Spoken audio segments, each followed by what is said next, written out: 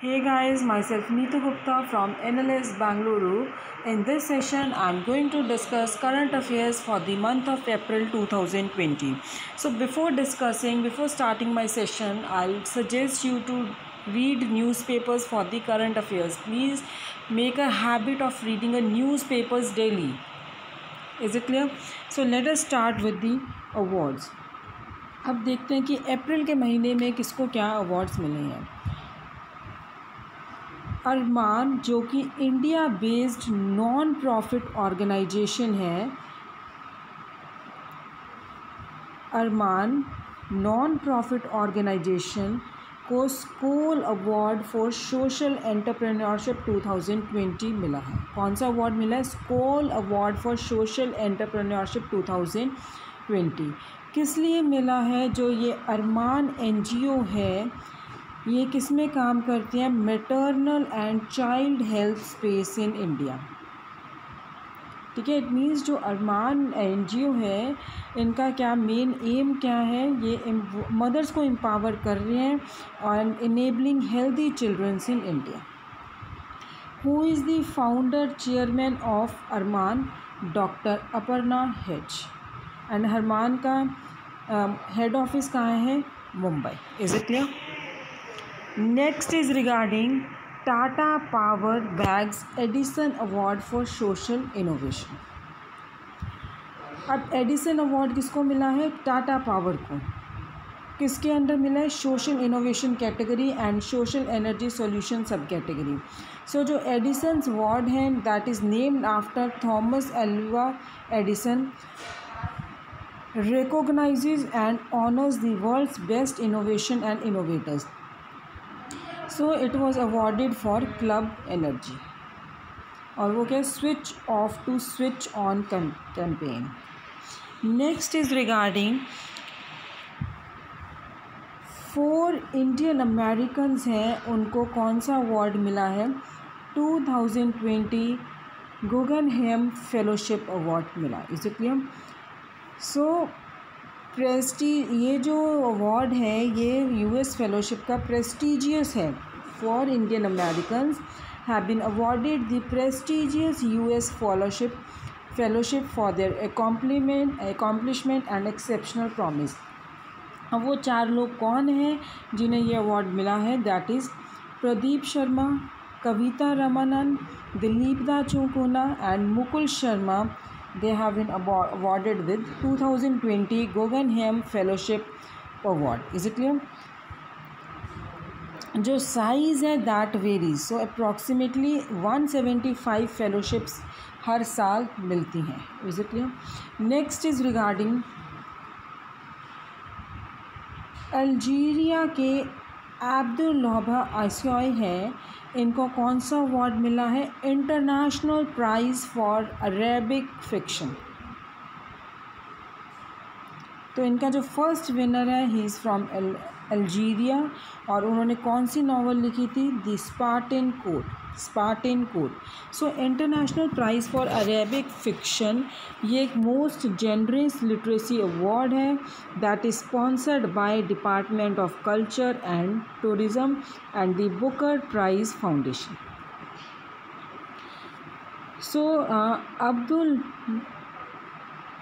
हाब को कौन सा, कितने अमाउंट का प्राइज़ मिला था? That is $50,000। Is it clear?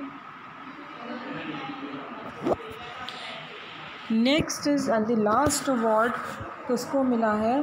Marrion Hollins, elected to 2021 class of golf hall of fames. तो मैरियन हॉम है, इनको इलेक्ट किया गया था world golf hall of fame में। इनकी जो कंट्रीब्यूटर की कैटेगरी में इनको अवार्ड मिला था कि 2021 में इन्होंने joining a 2021 class that so far includes Tiger Woods. Marion Hollins जो हैं, इन्होंने गोल्फ कोर्स वुमेन के लिए डेवलप किया था। कहाँ पे किया था? न्यूयॉर्क में। And 2 fabled golf courses, is it clear? In California. So Marion Holland, he died in 1944 at the age of 51. So guys, this was about the award. तो एक बार मैं आपके लिए क्विकली रिवाइज करा देती हूँ आपको कि कौन से अवार्ड किसको मिला है। NG अरमान को कौन सा अवार्ड मिला है? Skoll award for social entrepreneurship. Tata power को कौन सा अवार्ड मिला है? Edison award. जो 4 इंडियन अमेरिकन्स हैं उनको कौन सा अवार्ड मिला है? 2020 Guggenheim fellowship. And 4 Indian Americans कौन है?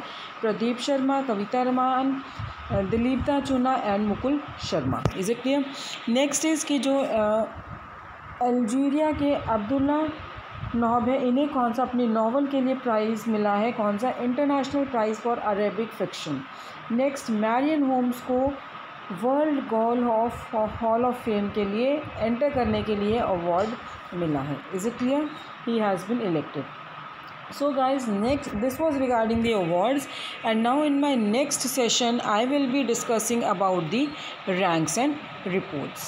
So let us start. कि अप्रैल के मंथ में क्या रैंक कौन से कंट्री की या स्टेट की क्या रैंक रही है, क्या उन्होंने कोई रिपोर्ट्स बनाई है? Let us see. First is regarding कि जो India China may escape global recession, UN ने बोला।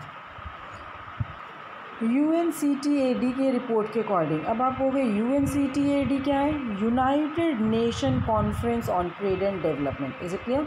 United nation conference on trade and development. तो इनके रिपोर्ट के अकॉर्डिंग कोविड-19 shock to development countries, title क्या था? कोविड-19 shock to developing countries towards a whatever it takes program, the world will go into a recession with the predicted loss of trillions of dollars with the likely to exception of India and China. Next is regarding India का जो India's February core sector growth at 11 month high of 5.5%।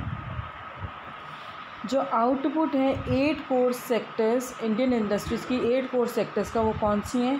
Coal, crude oil, natural gas, refinery products, fertilizer, steel, cement and electricity. 5.5% grow होते हैं फरवरी में as compare to same month last year. So growth was the best in 11 months और data was release by ministry of commerce and industry. Is it clear? So next is regarding China overtakes US with most patent filing in 2019. अब patent filing में, international patent filing में जो China है वो world leader बन गया है, जिसमें कि 58,990 एप्लीकेशंस आई हैं and China has overtook the USA. Is it clear? So record कितना था USA का? 265,800 और चाइना के क्या है? 58,990 international patent application for filed last year.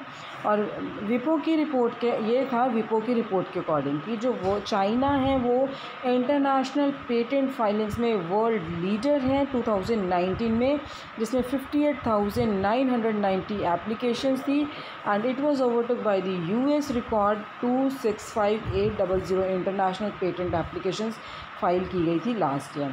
So WIPO, that is World Intellectual Property Organization, was created in 1967 और इनका headquarters कहाँ है? Geneva, Switzerland. Please note down कि हेडक्वार्टर्स जिनेवा, स्विट्ज़रलैंड में है. तो जितने भी मैं आपको बताती हूँ कि हेडक्वार्टर्स कहाँ है, डू लर्न दैट ऑल्सो कि किसका हेडक्वार्टर्स कहाँ पे है, वो भी आप लर्न करो. Next is regarding bank credit growth slumps to 5 decades low of 6.14 in financial year 20. So RBI data के अकॉर्डिंग जो bank credit growth that was declarated on 5 decade low of 6.14% in fiscal ended March 31st, 2020. Is it clear? Flattering economy, lower demand and risk aversion among the banks. Earlier 1962 loan थे वो grown up हो गए थे by 5.38%. So it was slowest since the fiscal ended March 1962. Next is regarding कि जो India है, India retains 108th slot at FIFA latest ranking. जो Indian football team है उन्होंने 108th पोजीशन आई है उनकी लेटेस्ट FIFA रैंकिंग जो है इंडियन फुटबॉल टीम की. जो बेल्जियम एंड फ्रांस है they have retained their first and second position respectively in the latest ranking. Belgium first, France second, India की 108th स्पॉट। सो थर्ड किसी place है? Brazil. Belgium, France, Brazil followed by England. Is it clear? South Sudan moved into joint 168th position. So Federation International de Football Association. Is it clear? Next is regarding M.A. Sahu panel ने क्या suggest किया है कि institute of chartered accountant of India type regulator for valuation professionals. Is it clear? Panel under IBBI। IBB क्या है? Insolvency and bankruptcy board of India. Insolvency and bankruptcy board of India जो कि 2016 में found हुआ था। तो इसके under जो पैनल है, चेयरमैन ने क्या सजेस्ट किया है? To set up a national body for valuation professionals. So proposed cadre of valuers will include both the current practitioners and freshers wishing to have a career in valuation. Next is regarding India is most digitally dexterous country in the world survey. Gartner 2019 digital workspace survey ने क्या found किया है कि जो India है ये सबसे ज़्यादा डिजिटली डेक्स्टरस कंट्री है वर्ल्ड में। उसके बाद UK है एंड USA है। क्यों? क्योंकि उनकी जो लार्जेस्ट जनरेशन वर्कफोर्स है along with the desire to learn new skills. So 27% of digital workers in India skilled for the work in tech. Next is regarding कि India subsidies to renewable 35 from financial year 17 to financial year 19। Is it clear? तो जो India की renewable energy है, India की जो renewable energy subsidies हैं वो 35% fail हो गई है फ्रॉम 2017-18 टू 2018-19। जो उनके इंडियन के ऑयल और गैस सब्सिडीज़ हैं वो 65% से इंक्रीज़ हो गई है। रिन्यूएबल एनर्जी फॉल हो गई है, ऑयल और गैस सब्सिडीज़ है वो इंक्रीज़ हो गई है। अ study bye international institute for sustainable development and council on energy, environment and water. Since 2014, fossil fuel subsidies have fallen by more than half. Next is Fit Solutions cut India's GDP to 1.8% for financial year 2000. अब जो fit solution slashed हुआ है India की economic growth rate में financial year 2021 के लिए कितना हुआ? 1.8% citing private consumptions. So likely to contract due to large scale loss of income given the worsening domestic outbreak of COVID-19. IMF recently slashed India's growth estimate for financial year 2021 to 1.9%. India की 142nd rank है on global press freedom index. So India ने 2 places drop किए on global press freedom index जो कि 142nd rank है 180 countries में। Is it clear? India 2 places पे drop हुआ on global press freedom index to be ranked 142nd out of 180 countries in the annual Paris-based reports without borders analysis. Norway is ranked first in index for the 4th year running. So कोई भी murders नहीं हुए journalist के according India in 2019। Next is India का जो GDP है वो range करेगा up to 1.5% in financial year 2021। CII ने कहा that is confederation of Indian industry. So India's GDP is likely to range between a decline of 0.9% and a growth rate of 1.5% in the current financial year, with the economy undergoing a turbulent phase caused by coronavirus induced lockdown, CII की report से। So CII के president कौन है? Vikram Kirloskar. Is it clear? So guys, this was about the ranks and rankings. So in this session we have discussed about the 2 topics. That is about the ranks and rankings, about the awards. So rank और ranking के let us continue with this. IIT Kharagpur rank 57, IIT Kharagpur का 57th rank आया है किसमें, second edition of impact ranking 2022। IIT Kharagpur का कौन सा rank है, 57th, किसमें, the second edition of impact racing Times higher education.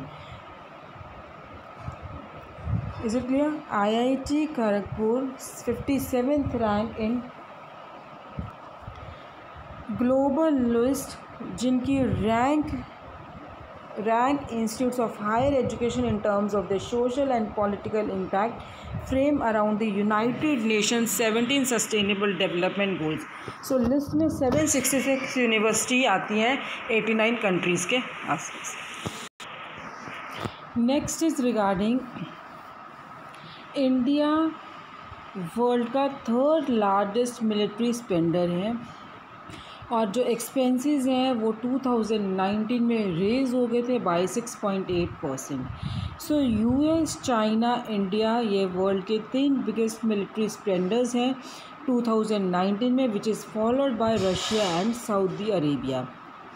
So 2 Asian countries हैं जो टॉप 3 पे आई हैं पहली बार।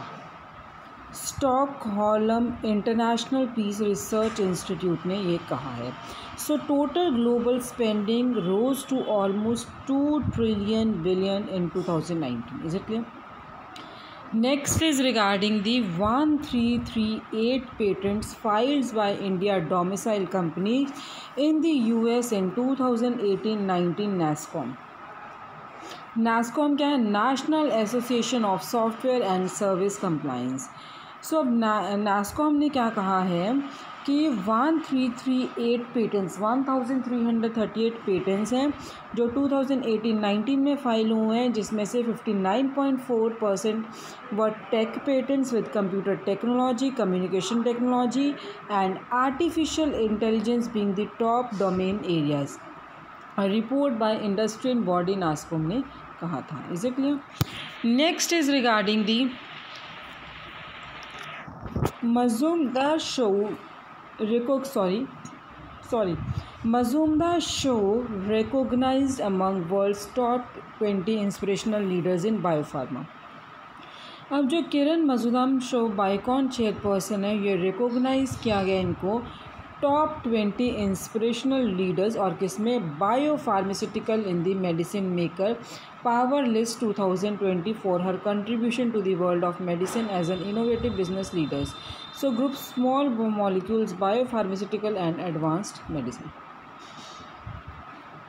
नेक्स्ट अब नीति आयोग के अकॉर्डिंग क्या है, जो फार्म सेक्टर है it is to grow at a decent 3% in financial year 2021। So farm और allied sectors they will likely remain somewhat insulated from the damage impact of pandemic and grow at 3% in financial year 21, contributing about 50 basic points to the country's economic growth. So financial year 19 sector had witnessed a 2.4% expansion. Is it clear? So guys, this was all about awards and ranks and ranks and reports. Is it clear? So in the next session I'll be discussing about the important days. Thank you.